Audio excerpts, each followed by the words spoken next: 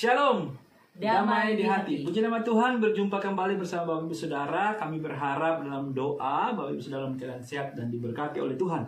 Ya, di luar sana masih hujan. Yes. Jadi kita harus volume suara harus lebih kuat daripada hujan ya, menyesuaikan. Oke. Di kesempatan kali ini kita akan merenungkan kebenaran firman Tuhan sesuai dengan MTPJ dalam Ulangan 26 ayat 1 hingga yang ke-11, dan tema di sepanjang minggu ini mensyukuri berkat Tuhan dengan memberi persembahan. Namun sebelum itu mari kita berdoa. Ya Yesus Tuhan kami Allah yang hidup, terima kasih Bapa di sorga. Kami boleh menikmati kasih anugerah Tuhan, karya keselamatan dalam hidup pribadi kami. Maka kami bersyukur Tuhan untuk anugerah kasih Tuhan yang terus memampukan kami menikmati hidup ini dalam melayani Tuhan. Ajar kami untuk taat, untuk setia melayani Tuhan. Maka Tuhan berkati setiap kami, dan di saat ini kami rindu mendengarkan kebenaran firman Tuhan sebagai wujud ketaatan dan kesetiaan kami kepada Tuhan. Berkati setiap kami, berkati setiap pendengar yang akan mendengarkan firman Tuhan, karena roh Tuhan yang akan menuntun kami melakukan kebenaran firman Tuhan. Dalam nama Yesus kami berdoa. Amin. Amin. Nah, Bapak Ibu Saudara diberkati oleh Tuhan, seperti biasa kita akan membagikan 3 bagian ya perenungan kita di saat ini. Yang pertama kita akan melihat latar belakang dari kitab Ulangan, yang kemudian apa yang menjadi pesan teks ya sesuai dengan teks bacaan kita di hari ini di Ulangan 26 ayat 1 hingga yang ke-11, dan yang terakhir apa yang menjadi implikasi ya dalam hubungannya dengan tema di sepanjang minggu ini, mensyukuri berkat Tuhan dengan memberi persembahan. Oke? Selamat menyaksikan. Tuhan Yesus memberkati.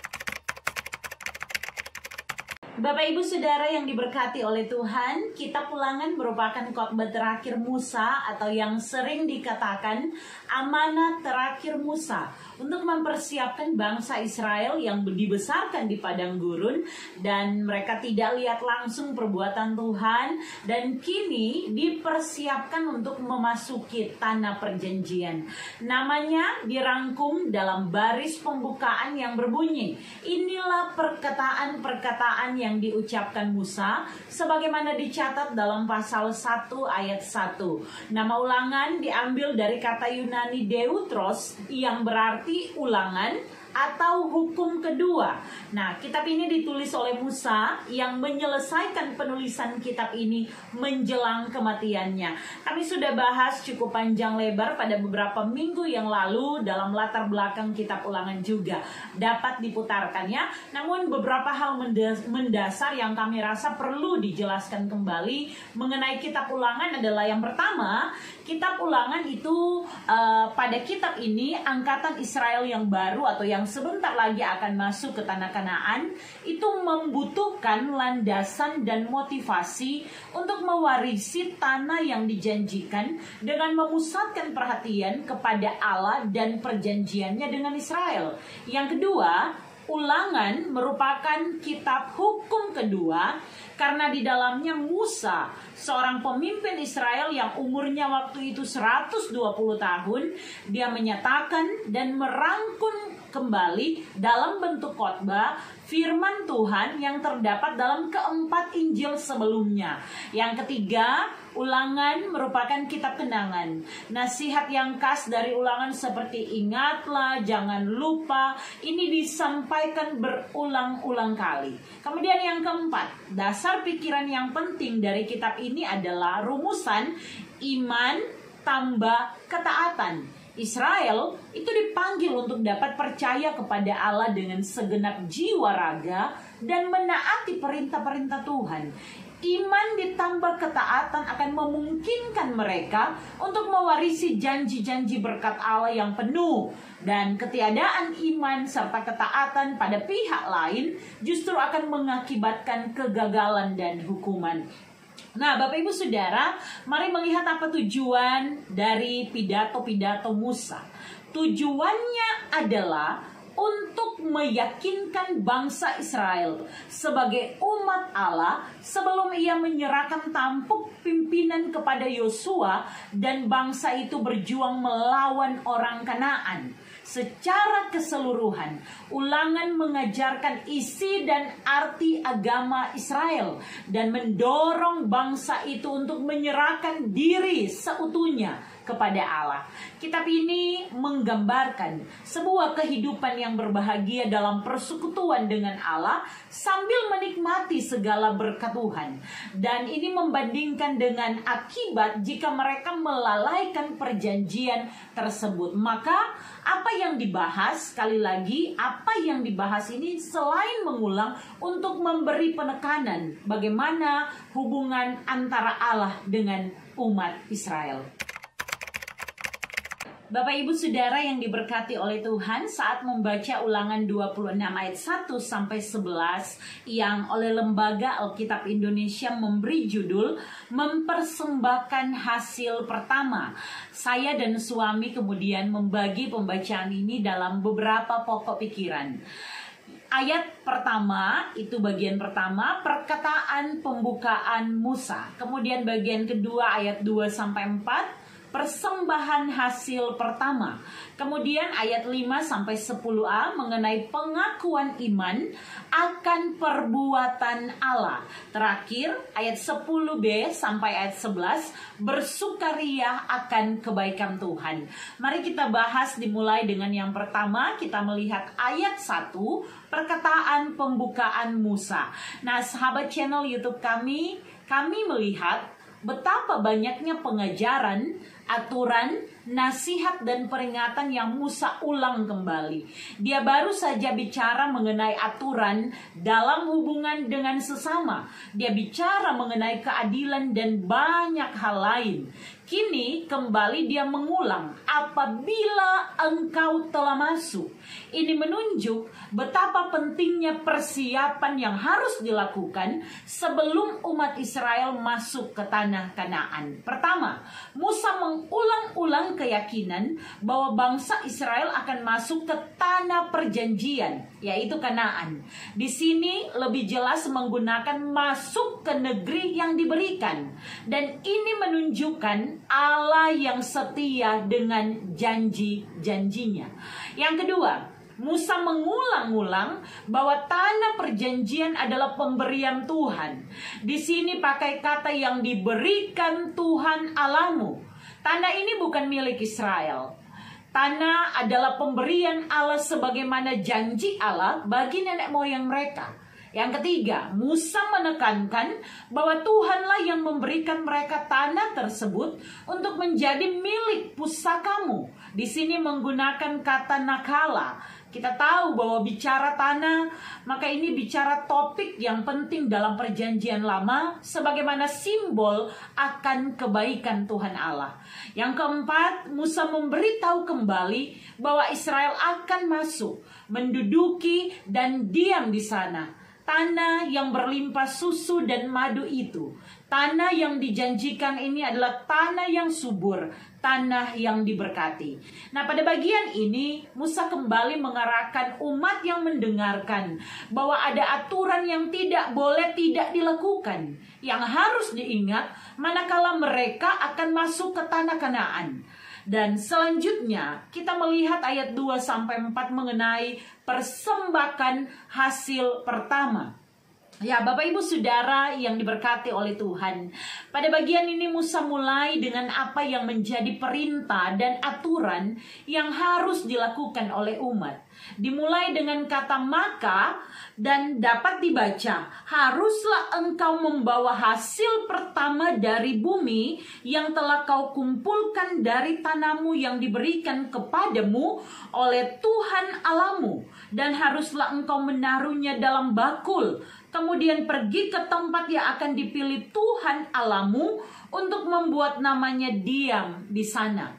Ingat, haruslah engkau membawa hasil pertama. Dalam Alkitab Perjanjian Lama bisa ditemukan dengan buah sulung yang adalah buah pertama pada musim panen, juga hasil pertama dari apapun hasil bumi. Kata mula atau awal ini menggunakan bahasa Ibrani reshit yang berasal dari kata rosi atau rosh yang artinya kepala, yang digunakan dalam arti bagian pertama saat keberangkatan awal atau mula, yang juga bermakna yang terbaik. Bicara hasil bumi berarti bicara hasil pertanian atau ketika bercocok tanam dan kini siap panen ya. Hasil panen yang pertama itu pada umumnya adalah hasil yang terbaik. Itulah yang dituliskan di sini harus diserahkan terlebih dahulu kepada Tuhan. Yang pertama atau yang terbaik inilah yang disebut Alkitab kemudian dengan istilah sulung. Jelas karena di sini diikuti dengan penjelasan yang kau kumpulkan dari tanahmu kemudian taruh dalam bakul, artinya diatur dengan baik, dilanjutkan dengan pergi, artinya harus diantarkan sesuai dengan maunya Tuhan. Coba lihat di ayat 3. Dan sampainya kepada imam yang ada pada waktu itu, haruslah engkau berkata kepadanya. Nah, kita bisa pelajari di sini pertama, persembahan hasil pertama atau sulung dibawa kepada imam. Mereka yang memang dikhususkan oleh Tuhan untuk melaksanakan tugas pelayanan kemah Allah. Yang kedua, pengakuan. Bisa kita lihat, dan haruslah engkau berkata kepadanya, aku memberitahukan pada hari ini kepada Tuhan Allahmu bahwa aku telah masuk ke negeri yang dijanjikan Tuhan dengan sumpah kepada nenek moyang kita untuk memberikannya kepada kita. Bapak Ibu Saudara yang diberkati oleh Tuhan Yesus, pengakuan yang disampaikan oleh umat yang membawa persembahan itu harus dinyatakan di depan imam. Sebuah ungkapan akan kemahakuasaan Tuhan yang telah berjanji, dan karena itu mereka yang tidak mendengar langsung janji itu, saat ini ketika mengalaminya mereka mengaku di hadapan imam yang adalah mediator Allah bahwa benar mereka menerima sebagaimana janji Allah kepada nenek moyang mereka. Dan persembahan yang diikuti sebuah pengakuan akan Allah dari umat yang membawa persembahan tersebut pada ayat 4 itu dicatat harus diterima oleh imam.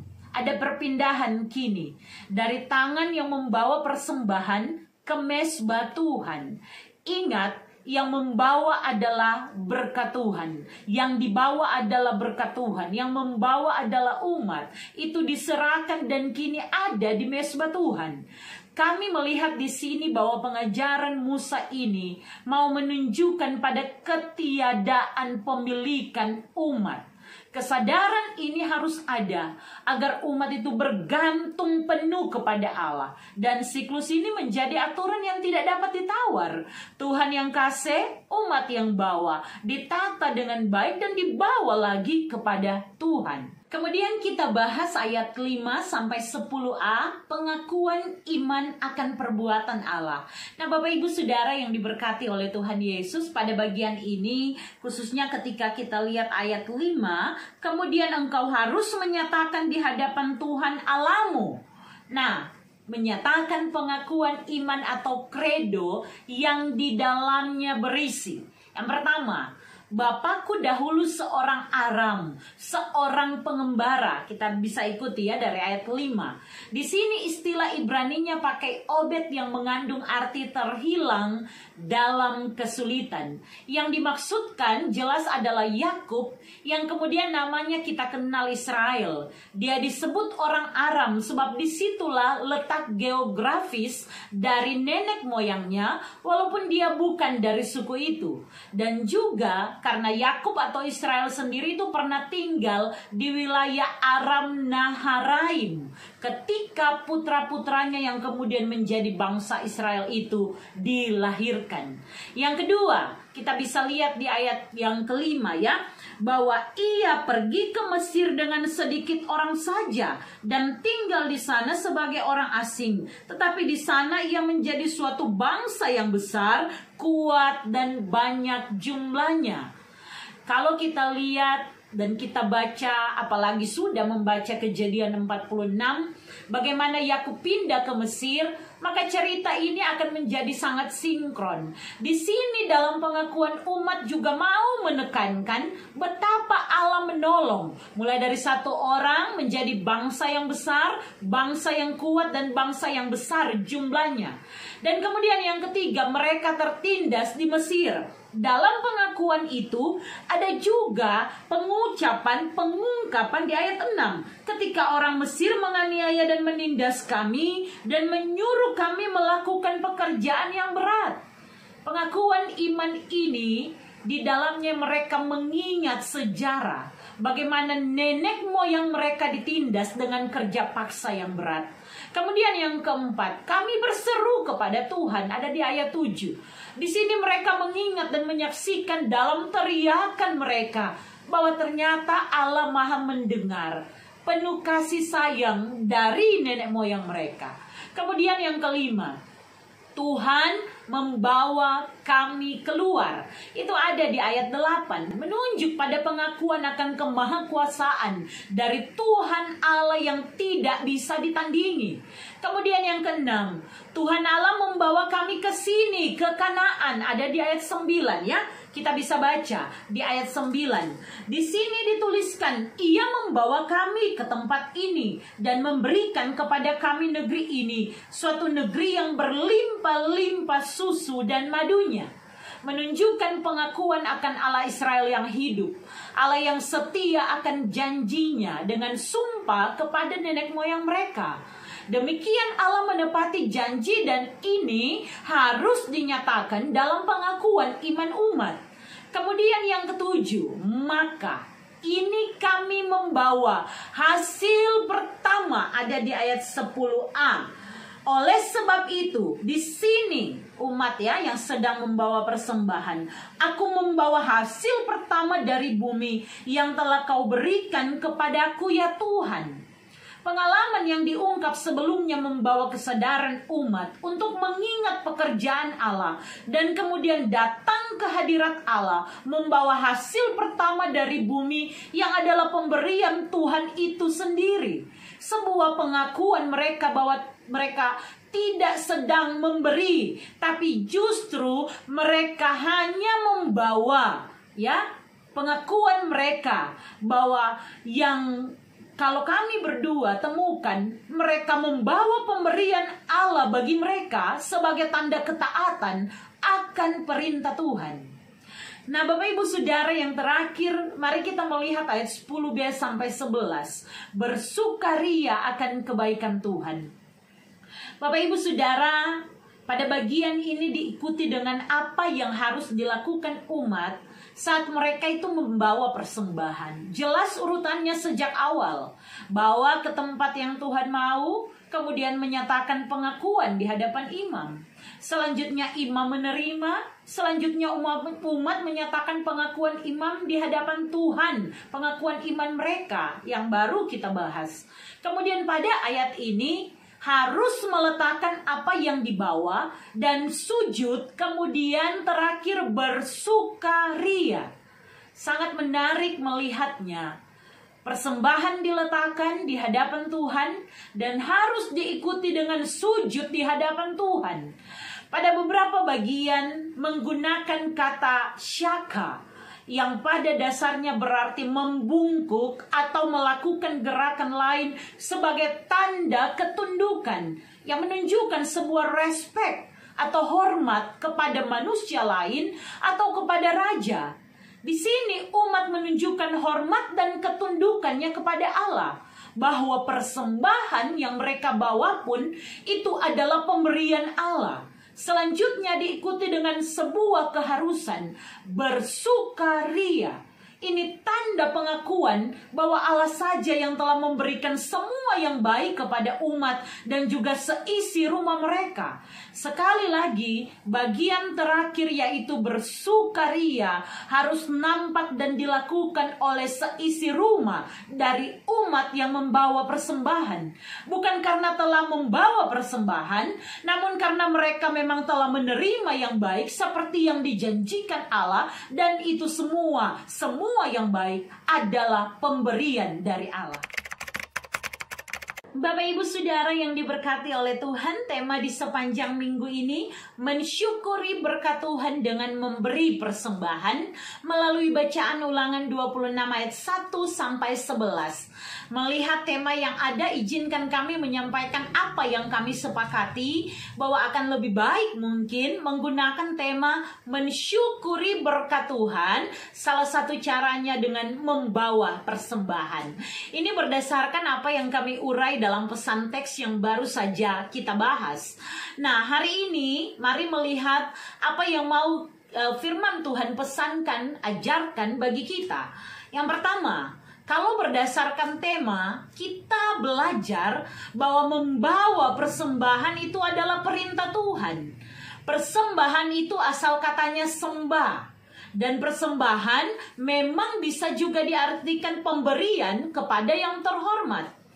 Akan sempit hanya melihat persembahan dalam kaitan dengan mensyukuri berkat Tuhan. Sebab pasti kita sepakat banyak cara untuk mensyukuri berkat Tuhan, dan itu bisa dilakukan sekali lagi dengan banyak sekali cara. Salah satunya dibahas dalam teks hari ini adalah mengenai persembahan hasil pertama. Jangan lupa bahwa hasil bumi adalah berkat Tuhan. Jangan lupa hasil setiap usaha adalah berkat Tuhan. Jangan tahan apa yang seharusnya dapat kita persembahkan kepada Tuhan. Membawa persembahan harus dengan sikap menyembah. Bahkan dalam arti yang luas di sini harus dengan pengakuan akan siapa Allah yang memiliki kehidupan ini. Sujud dan bersukaria bukan karena terpaksa artinya, tetapi karena memang mau taat pada apa yang dikehendaki oleh Tuhan. Tidak mungkin kekurangan atau malah jadi berlebih. Tetapi ketika sadar berkat dari Tuhan, maka hal itu secara otomatis akan lahir pemberian yang terbaik. Bagaimana kita membawa yang terbaik, memberi, menolong, menopang kerja pelayanan. Nah, yang kedua, semua orang ada masa lalu termasuk dengan kita. Kita juga hari ini karena ada pengalaman dan kesaksian yang dapat kita lihat di hari kemarin. Setiap membawa persembahan, kita sedang melihat kebaikan Tuhan. Setiap datang Pak Tuhan, nyatakan pengakuan iman kita dengan jujur. Bukankah Dia Allah yang telah menyelamatkan kita? Kita pernah terlepas dari maut. Kita mungkin pernah disembuhkan dari penyakit yang berbahaya. Tuhan pernah menolong usaha kita. Nah, pengalaman itu menjadi kesaksian. Sehingga kita diajak untuk menyaksikan kebaikan Tuhan ketika kita membawa persembahan kita kepada Tuhan. Sehingga pemberian kita, apa yang kita bawa, itu kesaksian yang juga menjadi berkat bagi banyak orang. Yang ketiga, gereja kita sampai hari ini mengadopsi hal yang sama. Persembahan umat itu dibawa ke gereja. Namun catat baik-baik, umat yang datang dalam konteks kita, umat yang menyatakan syukur, dan umat yang menyatakan pengakuan imannya. Imam itu bertugas menerima dan meletakkan itu di mezbah Tuhan. Maka gereja harus memberi pemahaman yang benar mengenai persembahan, di dalamnya khotbah pengajaran yang jujur mengenai isi hati Tuhan. Jangan sampai ada yang menakut-nakuti dengan maksud khusus, mesti kasih persembahan dan sebagainya. Tujuannya untuk memperkaya diri. Gereja harus berfungsi sebagai gereja yang benar, yang jika demikian ditemui, jemaat juga harus belajar untuk taat sesuai dengan pengajaran firman yang benar. Selanjutnya, saat bawa persembahan, harus ada rasa hormat kepada Allah. Jangan merasa membantu Allah dengan 1 juta yang bisa kita berikan. Allah kita kaya dan tidak butuh persembahan kita. Dia tidak perlu dibantu oleh siapapun. Namun kita perlu ada pengakuan dan hormat akan Allah yang empunya segalanya. Dia yang berikan kok. Dia yang berkati sawah kami. Dia juga yang memberi pohon sayur yang berbuah baik, tanaman yang berbuah bagus. Maka yang bagus itu yang dibawa kepada Tuhan. Taruh di bakul, artinya kasih ator, jangan asal-asalan. Kau bersukaria seisi rumah, jangan bakalai. Hanya karena berapa yang akan dibawa, sepakati dengan jujur dan kemudian jadi berkat ketika membawa persembahan. Kita gereja harus secara transparan untuk dapat menyuarakan tentang pengelolaan dari persembahan yang dikelola oleh gereja. Nah, Bapak Ibu Saudara, tidak dapat kita pungkiri ya, bahwa seringkali ada ketimpangan dalam mengkhususkan persembahan sebagaimana 3 tugas gereja. Kita tahu bahwa tugas persekutuan itu memang sudah sangat banyak dilakukan. Tugas diakonia juga dilakukan dari atas ke bawah, dari bawah ke atas ketika ada masalah satu gereja yang juga ikut menjadi pergumulan gereja yang lain. Tetapi bagaimanakah dengan tugas kesaksian, tugas marturia? Ingat, ini juga bagian dari tugas gereja. Dan dalam tugas kesaksian itu, gereja perlu adanya doa misi. Dalam tugas kesaksian itu, gereja perlu mempersiapkan generasinya untuk menjadi tenaga utusan misi. Dan di dalamnya, gereja punya yang namanya pos persembahan misi. Ada dana yang untuk menopang, karena ini perintah Tuhan. Dan gereja kita juga ada karena adanya para misionaris. Bapak Ibu Saudara, kadangkala hal ini diabaikan. Begitupun dengan pos-pos pendidikan. Ada banyak gereja gereja Masih Injili di Minahasa yang punya sekolah gemim, tapi guru-gurunya tidak punya itu penghasilan yang layak, upah yang pantas. Karena apa? Karena ketidakseriusan kita mengelola pendidikan. Padahal ada begitu banyak gereja, dan di dalamnya, dalam persembahan itu ada doa dan harapan agar juga dapat kembali kepada begitu banyak anak-anak yang sekolah di sekolah-sekolah gemim. Yang keempat, terakhir, mengingat waktu ya. Persembahan hasil pertama di sini kami lihat dalam buku MTPJ itu dihubungkan dengan banyak teks lain yang mengarah ke memberi persembahan dalam pundi gereja. Oke, tapi perhatikan juga sebuah kebenaran. Ketika Yesus melihat seorang janda miskin memasukkan 2 peser ke dalam peti persembahan, dalam Lukas pasal 21 Tuhan Yesus berkata, "Sesungguhnya aku berkata kepadamu, janda miskin ini memberi lebih banyak daripada semua orang itu. Sebab mereka semua memberi persembahan dari kelimpahannya, tetapi janda ini memberi dari kekurangannya, bahkan seluruh nafkah yang dimilikinya." Bapak Ibu Saudara, jangan takut memberi yang terbaik, tapi juga jangan takut untuk terlihat hanya dapat memberi sedikit jika itu yang kita miliki. Tuhan tahu apa yang kamu berikan. Bahkan Tuhan tahu motivasimu memberi, menyatakan syukurmu. Jangan jadikan kotak ataupun di persembahan alasanmu tidak mau beribadah. Karena ini hanya salah satu bentuk ungkapan syukur atas berkat Tuhan. Yang Tuhan mau terlebih adalah kita.